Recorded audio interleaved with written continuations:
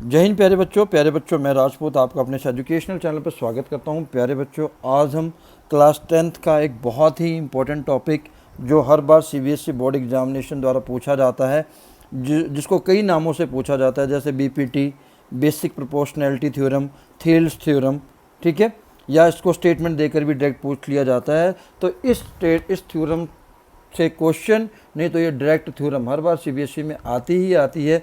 Last time CBSE में नहीं आई है, तो इस बार इसके आने के चांस बहुत ज़्यादा हैं। तो इसको आप प्रॉपरली अच्छे तरीके से तैयार कर लीजिए ताकि आपका इसमें एक नंबर भी ना कटे। इस थ्योरम को हम एक ट्रिक के साथ करने वाले हैं, जिससे आपको इस थ्योरम को पेपर में करते समय किसी भी कठिनाई का सामना ना करना पड़े। तो आइए शुरू करते हैं आज का अपना है वीडियो। सबसे पहले इस थ्योरम की स्टेटमेंट हम पढ़ लेते हैं। If a line is drawn parallel to one side of the triangle, it intersects the other two sides at distinct points. Then other two sides are divided in the same ratio. कहने का मतलब क्या है कि कोई एक line हमने parallel draw की थर्ड साइड के, मान लीजिए डी ई को हमने बी सी के पैरेलल ड्रॉ किया, ठीक है। तो इससे क्या इफेक्ट होगा, ये दो पॉइंट पर इंटरसेक्ट कर रही है, ठीक है, दो पॉइंट पर इंटरसेक्ट कर रही है, ठीक है। जब ये हम लाइन थर्ड साइड जो कि BC है इसके पैरेलल ड्रॉ करते हैं, तो जो ट्रायंगल की बाकी दो साइड्स हैं यानी कि AB और AC, वो दो रेशोस जो कि सेम है उसमें डिवाइड हो जाती है। हमें ये प्रूफ करना है। तो टू प्रूफ क्या है, ठीक, AD यानी कि AD upon DB is equals to AE upon EC, ठीक है। तो जब आप पेपर में इस क्वेश्चन को करने लगेंगे तो आपको जो जो चीज़ें गिवन है कि ट्रायंगल है, ABC ट्रायंगल है, ठीक है, DE को हमने BC के पैरेलल ड्रॉ किया है, ठीक है, D और E क्या है, पॉइंट्स हैं AB पर और AC पर, आप इसको लिख देंगे। उसके बाद आपने लिखना है टू प्रूफ क्या करना है, AD upon DB is equals to AE upon EC। तो इस थ्योरम को करने से पहले हमें दो कंस्ट्रक्शन करनी पड़ेंगी। क्या, पहला BE को मिला देना है, CD को मिला देना है, पहली कंस्ट्रक्शन तो ये, ठीक है। दूसरी कंस्ट्रक्शन क्या है, यहाँ पर EF परपेंडिकुलर कंस्ट्रक्शन आपने लिखनी है। कंस्ट्रक्शन ज़रूर मेंशन करनी है आपने, क्योंकि इसके भी मार्क्स हैं। पहला क्या किया, ज्वाइन BE एंड CD। पहला कंस्ट्रक्शन हमने क्या किया, BE को ज्वाइन कर दीजिए और CD को ज्वाइन कर दीजिए। आफ्टर डैट आपने एक कंस्ट्रक्शन ऑन करनी है, EF परपेंडिकुलर टू AD, और दूसरी कंस्ट्रक्शन आपने क्या करनी है, DG perpendicular to AE। Clear कि जो EF है वो AD पर 90 डिग्री का एंगल बना रहा है, ठीक है, और जो DG है वो AE पर 90 डिग्री का एंगल बना रहा है। तो ये परपेंडिकुलर आपने ड्रॉ करने हैं। दो कंस्ट्रक्शन हो गई। इस कंस्ट्रक्शन से जो हमने अभी की है, ठीक है, इसका इस्तेमाल हम ट्रिक में करने वाले हैं, ठीक है। तो आइए देखते हैं कैसे।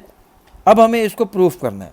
प्रूफ करने के लिए आप सोचेंगे कि हमें करना क्या है। सबसे पहले हमें एरिया ऑफ ट्रायंगल का फार्मूला पता होना चाहिए, तो आप उसको पहले मेंशन कर दीजिए। एरिया ऑफ ट्रायंगल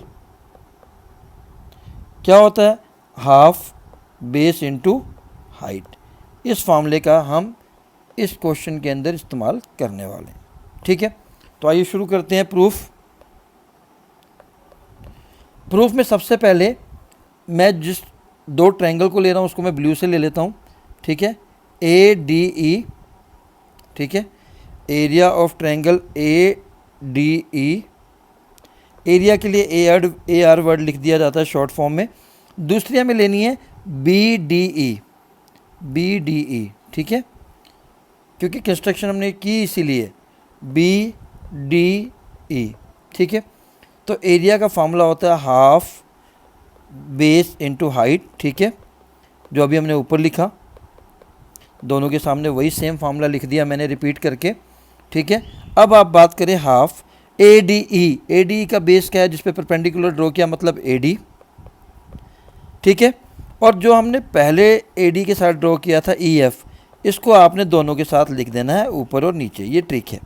जो आपने ADE में जो हमने परपेंडिकुलर ड्रॉ किया था उसको आपने दोनों के साथ लिख देना है। तो BDE, ठीक है, BDE का जो बेस हो जाएगा वो BD हो जाएगा और परपेंडिकुलर के लिए आप EF ही लिख देंगे। जब आप इसको सॉल्व करते हैं, हाफ से हाफ कैंसिल, EF से EF कैंसिल, तो AD अपॉन DB या BD आ जाएगा, जो कि हमें यहाँ चाहिए था। पहली चीज़ आपके पास आ गई, इसको ले लीजिए इक्वेशन 1, ठीक है। अब हम फिर चलते हैं, एक बार ट्रायंगल को फिर से ड्रॉ कर लेता हूँ ताकि जो सेकंड पार्ट है वो आपको समझ में आ सके, ठीक है। ABC, ठीक है, DEF, GB को और CD को। अभी तक हमने पहले लिया था ADE, जो हमने पहले पार्ट में लिया वो ADE लिया है और उसके साथ लिया था BDE, ठीक है। अब सेकंड पार्ट में हमने इस ट्रायंगल को सेम लेना है, ठीक है। फिर से ADE को ले लीजिए, area of triangle ADE, but अब जो सेकंड एरिया लेना है, जो रिमेनिंग ट्रायंगल बच गई वो ये CDE ये लेना है, इसीलिए कंस्ट्रक्शन की है। Area of triangle CDE, again वही फार्मूला हाफ, ठीक है, AD का बेस, ठीक। अब आपने बेस क्या लेना है, पहले हमने क्या लिया था, AD लिया था, ठीक है। अब आपने AE लेना है, ठीक है, ये वाला जो हमने ड्रॉ किया है, ठीक है, AE, क्योंकि हमें AE चाहिए था ना फॉर्मूले में, तो इस बार हम बेस लेकर चल रहे हैं परपेंडिकुलर DG वाला, ठीक है। तो बेस हो गया AE, ठीक है। और मैंने अभी जो बताया था यहाँ पर, जो ट्रिक बताई थी आपको कि पहले वाले केस में आपको जो कंस्ट्रक्शन EF परपेंडिकुलर वो दोनों में लेना है और सेकंड वाले में आपने दोनों के साथ DG लेना है, ठीक है। तो यहाँ भी DG लिख दीजिए, ठीक है, और नीचे भी DG लिख देना है, हाफ सेम रहेगा। और CDE, CDE इसका जो हाइट होगी वो क्या होगी, DG हम ऑलरेडी ले चुके हैं, बेस क्या होगा CE, ठीक है। अब इसको कैंसिल कर दीजिए, ठीक है, हाफ से हाफ कैंसिल, DG से DG कैंसिल, बचा क्या AE अपॉन CE, ठीक है। ये हो गई इक्वेशन 2। अब आप इन दोनों इक्वेशन को देख लीजिए, पहली इक्वेशन थी हमारी AD अपॉन DB, जो ये पार्ट था, सेकंड इक्वेशन थी AE अपॉन EC, ठीक है। लेकिन अभी हमारा आंसर सॉल्व नहीं हुआ है क्योंकि अभी हमने ये दोनों निकाली हैं, पर अब हमें इसको इक्वल भी प्रूफ करना है। अब इक्वल कैसे प्रूफ करेंगे, तो इक्वल प्रूफ करने के लिए एक थ्योरम आपको याद रखनी है, एक स्टेटमेंट आपको याद रखनी है, ठीक है, कि अगर कोई दो ट्रायंगल सेम बेस पर बने हों और सेम पैरेलल लाइंस के बीच में बने हो तो जो इनका एरिया होता है वो इक्वल होता है, ठीक है। तो जैसे ये दोनों जो ट्रायंगल हैं, अभी मैं इसको कंस्ट्रक्ट कर लेता हूँ ताकि आपको समझ में आ जाए, ठीक है। अब हमने पहले जो ट्रायंगल ली थी वो पहले जो हमने, इसको मैं रब कर लेता हूँ ताकि आपके लिए समझ, ये वाला पोर्शन में रब कर देता हूँ क्योंकि जो हमने दो ट्रायंगल ली थी उन दो ही ट्रायंगल को मैं बनाता हूँ, ठीक है। ये एक डॉटेड पार्ट कर देता हूँ। अभी मैंने क्या कहा कि जब भी कोई दो ट्रायंगल सेम बेस, ठीक है, बेस क्या है इसका DE, दोनों का जो सेम बेस है वो क्या है DE है, और सेम पैरेलल, ठीक है, DE और BC के, ये BC है। तो जब भी दो ट्रायंगल जिनका बेस सेम हो और पैरेलल लाइंस के बीच में बनी हो, सेम पैरेलल लाइंस के बीच में बनी हो, तो उन ट्रायंगल का जो एरिया होता है वो क्या इक्वल होता है, ठीक है।